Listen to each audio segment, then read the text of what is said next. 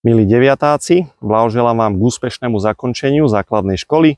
Volám sa Bohuž Levko, som Salesián, správca Dubnickej farnosti a chcel by som vás aj takouto formou pozvať na prípravu na sviatosť birmovania, ktorú v našej farnosti začíname vždy v septembri, začiatkom septembra, a ktorá pre nás je pozvaním vydať sa na cestu.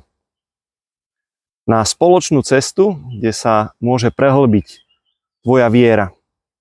Tvoja viera, ktorá je osobným, živým vzťahom s Pánom Bohom. Chceme ti ponúknuť, aby si nehľadal len odpovede na otázky, ktoré máš, ale aby si zažil, že Boh je Otec, že Boh je milosrdný, aby sa tvoja viera, tvoj vzťah s ním stal osobnejším, živším a autentickejším. Chceme ťa pozvať k spoločnému kráčaniu na ceste, aby si mohol zažiť, že viera sa nežije v samote, ale že sa žije v spoločenstve. Preto sa budeme aj my pripravovať v skupinách a počas roka ti ponúkneme aj viaceré spoločné zážitky, aby si zažil živú vieru, žitú v spoločenstve.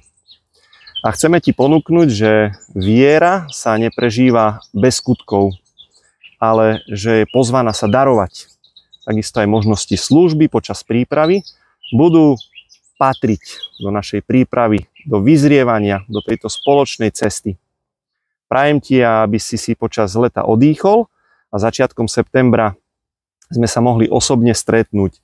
Sleduj počas oznamov na svätých omšiach výzvy na prihlásenie. Dovol mi, aby som ti dal ešte jednu výzvu do prázdninového času.